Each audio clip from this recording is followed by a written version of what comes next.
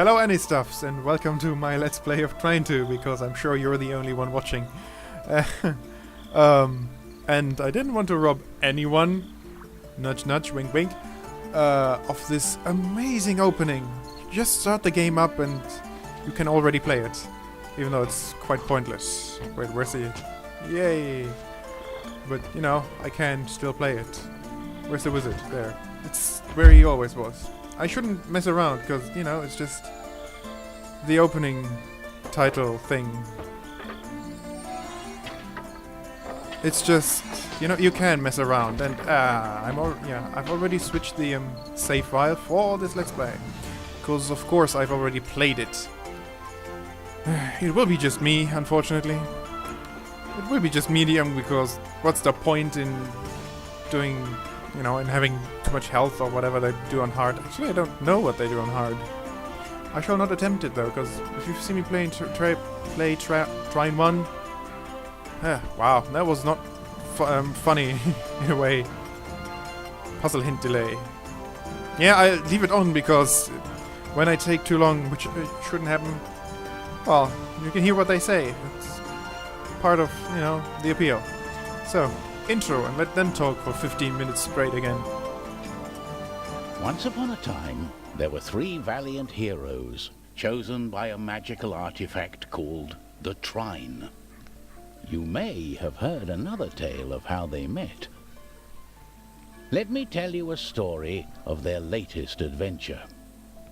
Something mysterious and magical was taking place in the forest.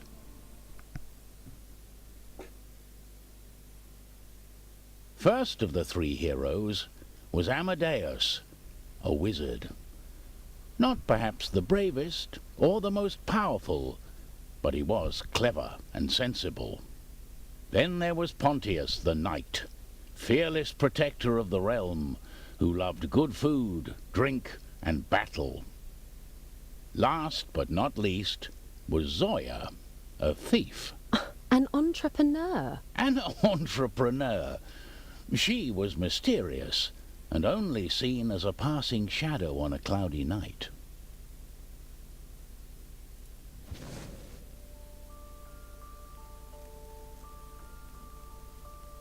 Amadeus the wizard was asleep in his cottage. It was a place where he could study his fireball spell, hidden from the scornful eye of his wife.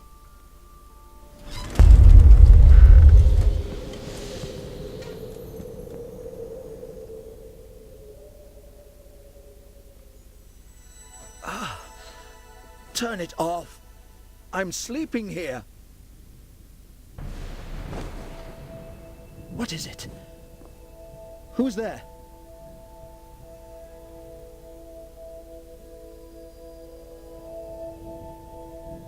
And practically the very first screen already tells you how much they've improved on Trine 1. And Trine 1 was the most amazing looking game I've ever played. And this one just knocks that out of the park. Just look at it. I mean, I said that all the time in Trine 1, but look at it. And the lighting is even more dynamic, and oh my god.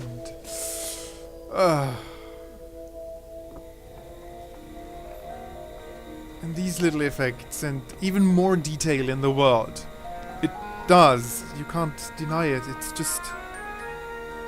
How very strange. And how very amazing that they could do so much more with Trine. Look at how many studios... Yes, ignore these things. I don't know why I still have them. I can turn them off, but maybe I forget something. Mushrooms let you jump higher. No, these not as much. I mean, how many studios keep getting away with, you know, just basically creating maps and the path ahead was 2 or 3 blocked, more weapon but models. this wouldn't stop the great wizard Amadeus. With his magic, he could lift objects. And with Trine 2, they could have just made more levels, like they did with Path of New Dawn. Would you fall down? Physics? You fail physics forever. You still can't levitate stuff you're standing on. And I just need it more towards the middle so I can, you know, reach the damn swing. Whoa. Stop rolling! And you can't very well levitate while you're in midair and anything. Thank you!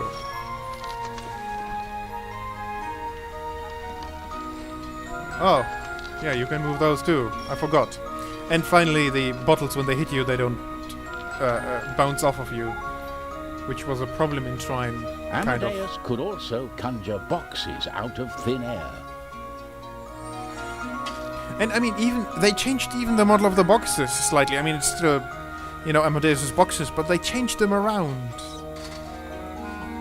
between the two titles. Like, what studio would do that? I'm really amazed how much they did. Oh wow. Because it was so much more than I expected. Because you got access to the beta, which was this intro and The like light another level. moved through the forest, leading Amadeus further. Hang on.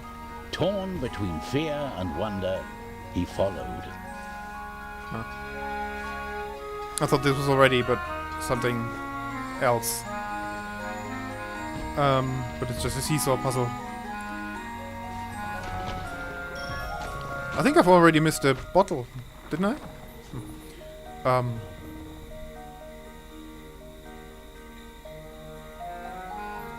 Yeah, you had access to the beta, and when I saw this, I was just, what? And I made demand screenshots. to know what's happening. Loads of screenshots. The Trine. Not this again.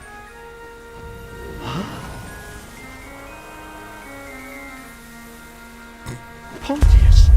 Amadeus, get your things! We need to save the kingdom! What? Oh, this won't do at all, Pontius.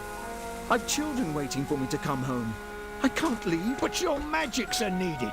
The kingdom is in danger! Will this nightmare ever be over? Despite his reluctance, Amadeus knew that the heroes were needed once more. How did you end up here? Let me tell you. Pontius had headed out that evening, for there was trouble on the peasant farms. Creeping vines were taking over the fields. A warlock must be behind this devilry. I'll find him and teach him a lesson with my sword. He said while smashing plants with a hammer. But I do love that you get the hammer from the get-go. And... oh. And that you automatically switch to the shield when you press block. And you can't throw it yet. There's an upgrade? There'll be pumpkin pie for dinner tonight.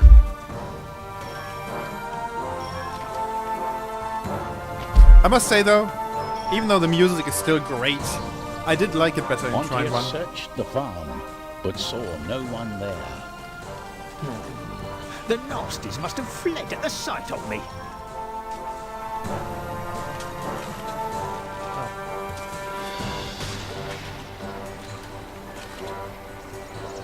And of course the character models, you saw that briefly in the cutscene. Much more detailed. Well, maybe not much more, but whoa! I missed something, I think. Didn't I? I swear I did. But, and, you know, physics play a much greater part in Trine 2, with the leaves that react to you and everything. That wasn't that much the case in Trine 1. Even the boxes and everything had physics. Oh, that looks dangerous.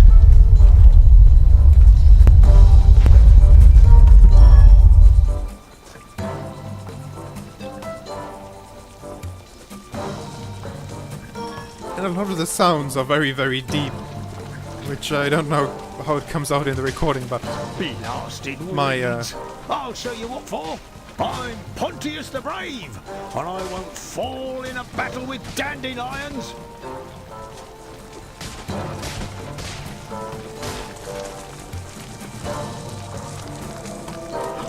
The Trine!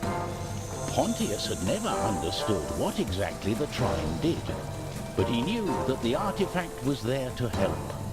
And so Pontius felt happy. He couldn't think of a better quest than saving his kingdom. Late that night, Zoya was concealed in the shadows, hidden from the shimmering moonlight. 1 second though. I had to make the UI a bit bigger because yeah, that was tiny. And YouTube being what it is, you might not see my health. We don't have well, no, she's gone. We don't have energy anymore. And also, I mean, it's something I loved in the first Trine already, but the levels seem more three-dimensional, right? Because you have a wall here and the whole town behind you and the alleyway. And you're just on this one plane. It's not quite Donkey Kong Country Returns, where you go between back and forth, or even Sonic Generations. But you stay on the one plane. But it's nice to have. Also very many bug fixes. For example, I couldn't do this on my first playthrough. Rappel up the rope, because it would automatically jump off the rope. Zoya passed through the town as quietly as a whisper.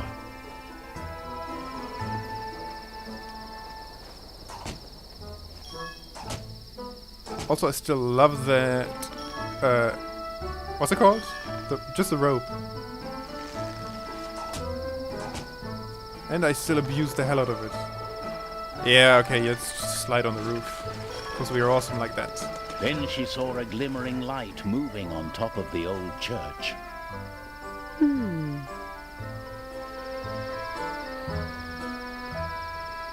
But I also had this for the longest time as my desktop background because it just looks awesome. Yes, I thought F11 would hide the UI for screenshots. It doesn't. I feel ripped off. Never mind.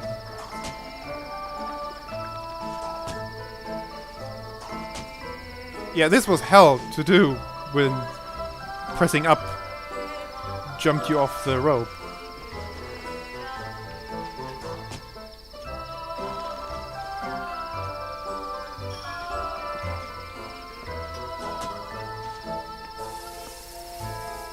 The Trine. How inconvenient. What are you doing here in the middle of the night? Not back to your old tricks and thievery. Oh, there's a perfectly good explanation for this. Tell me, where are we going? We don't really know yet. Something strange is going on. A new venture. Shall we go then?